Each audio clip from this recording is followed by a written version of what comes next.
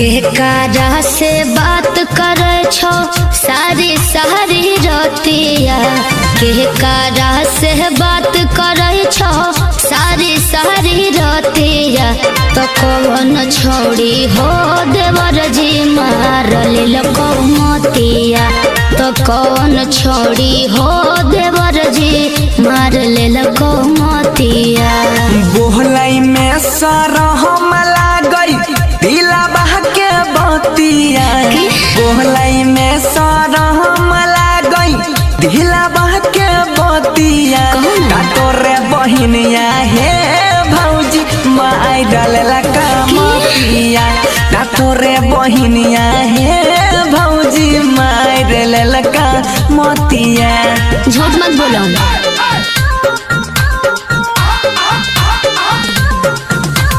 Presented by Shruti Films Mathli।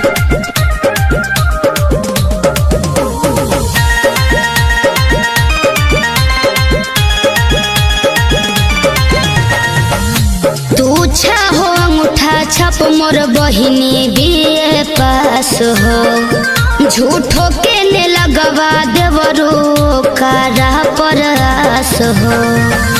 तोरे बहिन में भौजी बसल छापरान है, सहदिया कराई दे नहीं ते दे देबा हम जान है। रही रही याद आबै बोलला ओह करबतिया, रही रही याद आबै मिठियो करबतिया।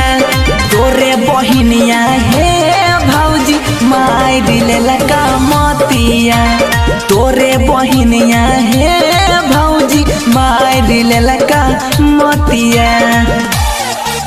Presented by Shruti Films Mathli।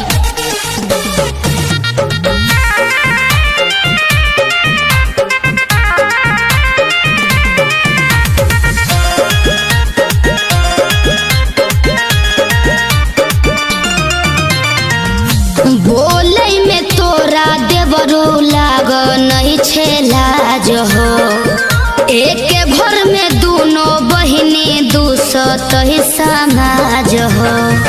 हमारा संग बहिन तोहरा सोखा बहरी पैता। अच्छा खाना बनैता है भौजी गोराबो तोरा दाबैता। भैया से कही के बंसी करैबो तोहर बतिया, जब करै छो जिद तना मानै छी यही बतिया। खुश रहे देवर जी भैया से कहरब बतिया, अरे खुश रह देवर जी भैया से कहरब बतिया।